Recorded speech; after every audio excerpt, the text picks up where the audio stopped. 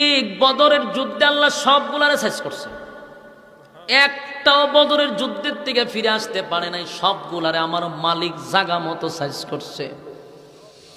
আমার যুবক ভাইরা, নামাজ প্রকাশ্যে পড়া যেত না, বেঈমানের বাচ্চাগুনি নামাজের মধ্যে আক্রমণ করত, নির্যাতন করত, আমার নবীর গলার মধ্যে ফাঁস পর্যন্ত লাগায়া দিত।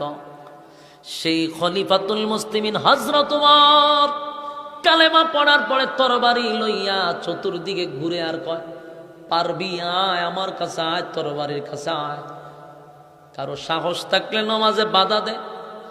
তোদের বিবিকে যদি বিধবা করতে চাস, আয় আমি উমরের তরবারির নিচে আয়, আমি দেখে দিব কার কত বুকের ফাড়া আছে।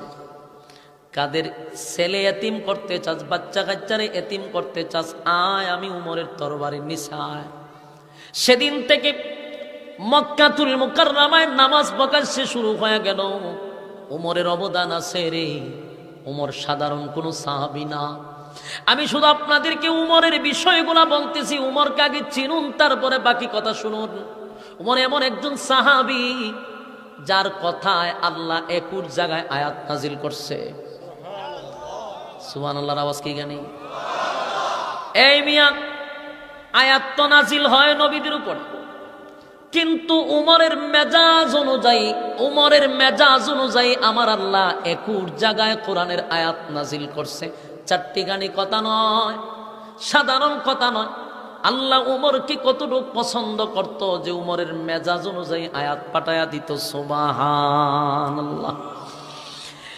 সেই উমর সাধারণ কোন সাহাবী নয়, যেই উমরের কথা নদী শুনতো, পানি শুনতো। সুবহানাল্লাহ। চিন্তা করেন উমর কেমন জিনিস। মিশরে একজন গভর্নর ছিল, তখন তৎকালীন সময়ে হযরত উমর ছিল দেশের প্রেসিডেন্ট। একটা দুইটা দেশের প্রেসিডেন্ট না, 50টা রাষ্ট্র উমরের আঙ্গুলের ইশারায় চলত।